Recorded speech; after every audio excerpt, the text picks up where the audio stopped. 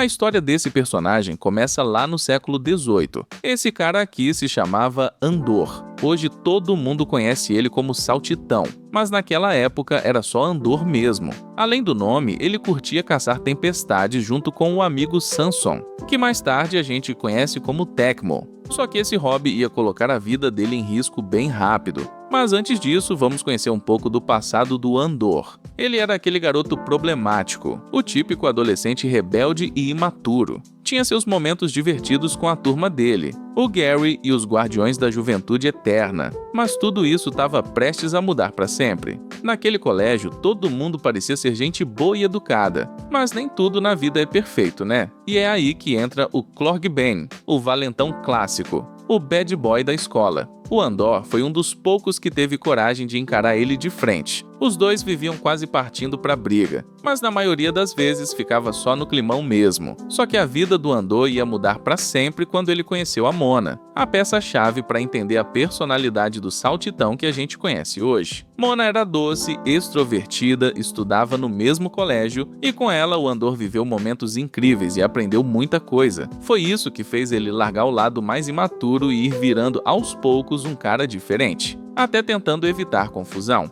Tudo porque, para Mona, violência não resolvia nada, e ela não curtia quem preferia resolver as coisas na porrada. O tempo foi passando e os dois foram ficando cada vez mais próximos. Tiveram encontros, foram avançando no relacionamento e a Mona ensinou um monte de coisa pro Andor. Mas nem tudo é um mar de rosas, e o dia que ia mudar, tudo estava chegando. O Clorg Bane continuava aterrorizando todo mundo. E pro Andor a situação ficava cada vez mais complicada. Se ele decidisse partir pra cima e brigar, seria expulso, e o relacionamento com a Mona ia por água abaixo. Então os dois combinam de resolver isso de vez no dia da formatura. Quando o grande dia chega, o Andor tá curtindo o baile com a Mona, mas o Clorg Bane invade a festa para acertar as contas. Vendo o tamanho da ameaça, a Mona, pela primeira vez, concorda que ali só dava para resolver na briga mesmo. O Andor parte para cima do Clorg Bane, mas o cara se mostra muito mais forte do que parecia, praticamente imune aos golpes.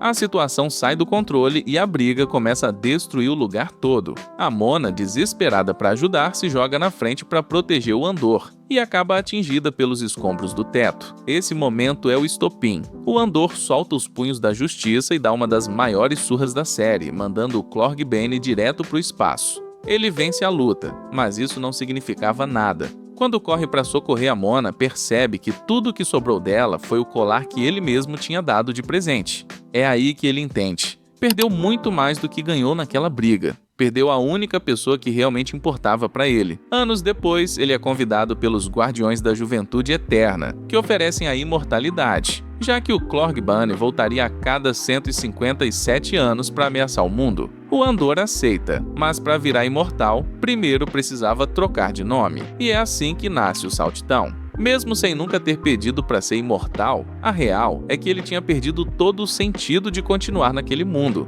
O amor da vida dele não estava mais ali, e o único motivo que o mantinha de pé era se vingar, a cada 157 anos, de quem tirou dele a garota que ensinou o que era amar de verdade e ver o lado bom da vida. Com isso em mente, ele seguiu vivendo e adotou um novo jeito de andar, literalmente saltitando, como forma de manter viva a lembrança do jeito alegre que a Mona caminhava e da pessoa que ele tanto amou. Como diz o ditado, não morre quem se vai, morre quem é esquecido. O tempo foi passando. E como era de se esperar, o Saltitão ficou por aí durante quase 3 séculos. A gente até vê ele trabalhando no parque desde quando o Pairulito ainda era criança. Vivendo aventuras e presenciando fatos históricos, ele foi amadurecendo até virar uma pessoa bem mais quieta e reservada. Não por timidez, mas porque só falava quando achava que valia a pena. Por isso, toda vez que o Saltitão abre a boca, sai alguma sabedoria. Ele virou o funcionário mais antigo do parque, vendo centenas de novatos passarem por ali todo ano até chegar nos dias de hoje da série, onde conhece a galera atual,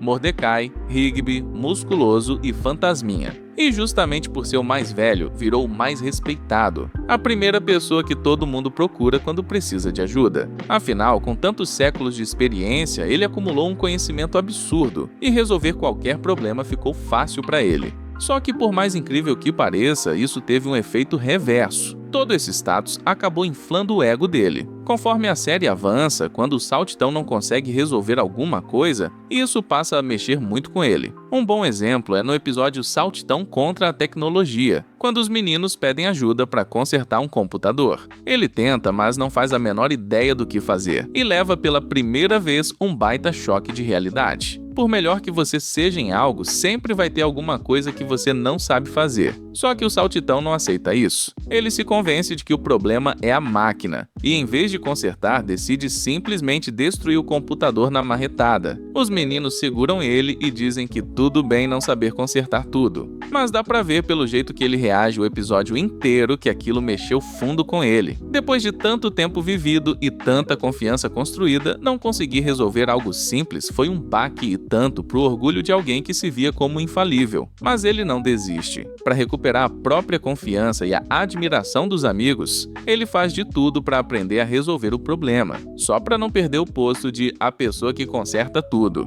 E esse ego não é testado só no trabalho. Ele aparece de novo no episódio Por Cima, na famosa disputa de queda de braço em que o Rigby, usando o trapaça, consegue vencer ele. Só de olhar a cara do Saltitão naquele momento já dá pra ver o tamanho do estrago na confiança dele. Ele passa o episódio inteiro caçando qualquer brecha para desafiar o Rigby para uma revanche, desesperado para recuperar a dignidade que foi pisoteada pelo cara mais fraco do parque. E é que, antes do desafio, dava para ver no rosto dele o quanto estava confiante. Então, perder para um guaxinim com bracinhos de graveto foi humilhante o suficiente para marcar o cara. E vocês lembram como isso terminou? Com o Saltitão matando o Rigby sem querer, na revanche. Mas esse acontecimento trágico foi um ponto de virada na vida dele. Foi ali que ele entendeu que, para aproveitar a vida e as pessoas ao redor, precisava largar o orgulho cego de uma vez. O arrependimento e a tristeza por ter se deixado levar pelo ego ficaram bem visíveis. E como forma de redenção, ele aposta a própria alma imortal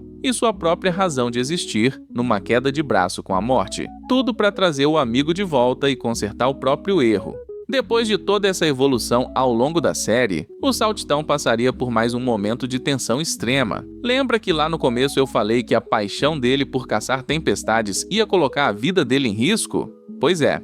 No episódio Um Saltitão no Tempo, o Andor do passado sofre um acidente numa dessas tempestades e acaba parando no presente. Isso coloca frente a frente os dois lados da mesma moeda. De um lado, o Andor imaturo e sem noção de consequência. Do outro, o Saltitão maduro, plenamente consciente do perigo daquela situação. O problema era sério. Se o Andor do passado continuasse no presente, ele nunca viveria os eventos e os traumas que o transformaram no Saltitão. Nunca se tornaria imortal, o que apagaria toda a desistência do Saltitão original da história. Mas com a ajuda do Tecmo, que também percebe o colapso temporal, eles conseguem mandar o Andor de volta para sua linha do tempo. Depois de uma aventura frenética, tudo é restaurado. E o Saltitão é salvo. Mas o peso real desse episódio tá na mensagem por trás dele. Desde o momento em que o Saltitão encara sua versão mais jovem, ele sente um desespero verdadeiro. E não é só medo de sumir, é porque ele entende que tudo pelo que lutou e todas as pessoas que amou iam desaparecer da própria história.